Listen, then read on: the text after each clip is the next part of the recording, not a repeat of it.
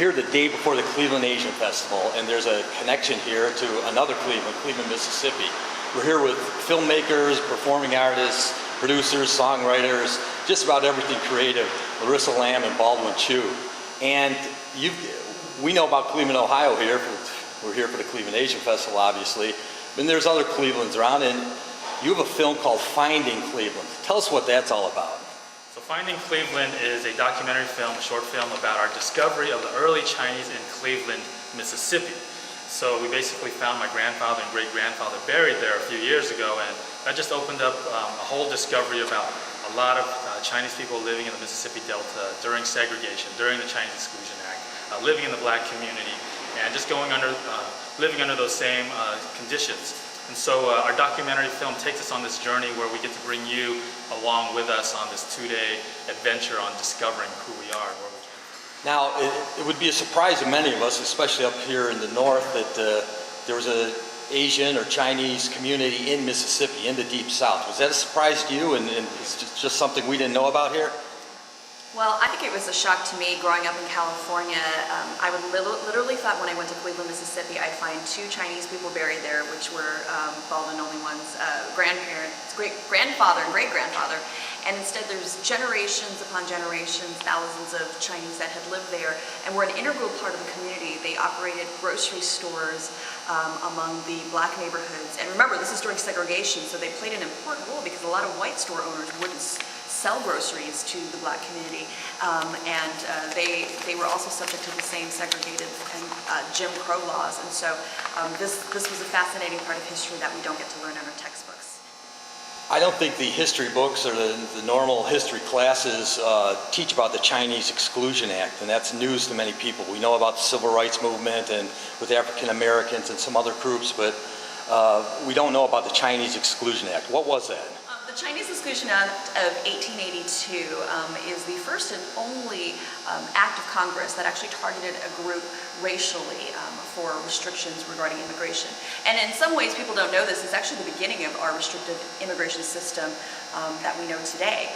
So up until the Chinese Exclusion Act, there really was no immigration system in place as far as like who can come in, who couldn't come in. Everybody could come in. And it was enacted out of this angry labor, of Irish people who, after the Chinese finished building the railroad, were concerned that the Chinese were taking people's jobs. And so this law got enacted, and the 1882 Chinese Exclusion Act basically said that Chinese could not become citizens, and they couldn't come into this country unless they fell into certain exempted categories. So recently there was a conference about the Transcontinental Railroad, which you guys were involved in. Can you tell us about that? Well, May 10th in 1869 marked the completion of the Transcontinental Railroad, and so that was a pivotal event in U.S. history. And what a lot of people don't know, and what our history books don't always reflect, is we kind of know the Chinese railroad workers were there, but they don't really realize that they actually were the Central Pacific part of the railroad that was going west to east was completed by almost 90% workforce of the Chinese laborers. And so we went to go commemorate that up in Promontory Summit in Utah recently. And it was really cool because if you've ever seen the historical photo of the completion of the driving of the gold spike, the Chinese are actually not pictured in there. And so there was a little bit of a whitewashing of history. And so this time when we went, we were with a contingent of other Chinese and Chinese Americans, and we were able to jump into the picture they call it that champagne, the champagne photo. And so now we've kind of been helping to, rewrite history a little bit so that it's a little bit more accurately portrayed. And next year is the sesquicentennial. Say that 10 times fast. 150th anniversary of the completion of the railroad. So it's going to be a big celebration. Now, Baldwin, I know that one of your songs is Cantonese Boy. It's you can find it on YouTube. It's really good. A lot of the people who settled, the first Chinese settlers in Cleveland were from Canton, they're Cantonese, and our old Chinatown. Is that your heritage? And do you speak Cantonese or Mandarin, or how do you practice your Cantonese heritage if that's the case? Yes, I am a Cantonese boy, but I'm an American boy. The song was really inspired by the song American Boy. which I feel very proud to be an American, but then also proud of my ethnic heritage, which is Chinese and Cantonese in more specific. So we thought we'd have some fun with the song and put our twist to it. And yes, I am Cantonese, and I practice basically just by speaking to my wife, talk to my little daughter in Cantonese, and I really learned from my parents, you know, just trying to talk and understand the language. But I think the biggest influence is really ordering Chinese food, because how can you not order Chinese food in Chinese? I mean, that's where all the best Chinese food is in Chinese. They don't, is that General Tso, the chicken standing right there? So, yeah, we don't have General Tso chicken, I don't think, in Canton. But ordering food was definitely an easy way to practice my Cantonese. Well, I know that when I listened to the 12 Days of Dim Sum, I was waiting for my favorite shumai, and it finally came up with, you know, number 6 or number 7 or something. So yeah, you have to order Chinese food in Chinese. So, as performing artists, have you found that your Asian heritage and putting some emphasis on it has helped, hindered, or really remained neutral to your careers? I'll go first because there are going to be two different answers.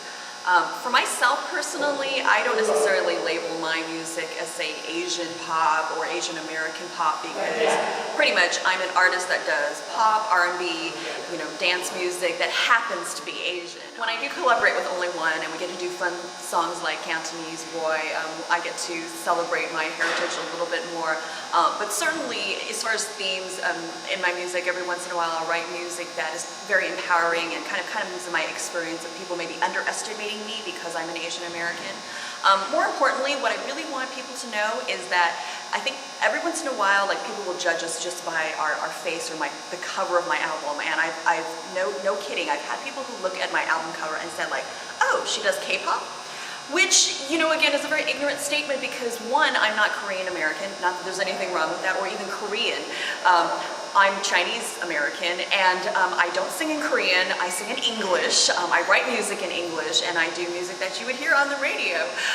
And so I think there's a lot of education that still needs to happen with artists that are Asian descent, because there is a difference between an artist that is, say, in China or in Korea, as opposed to someone like me who was born and raised here, who does music that is American.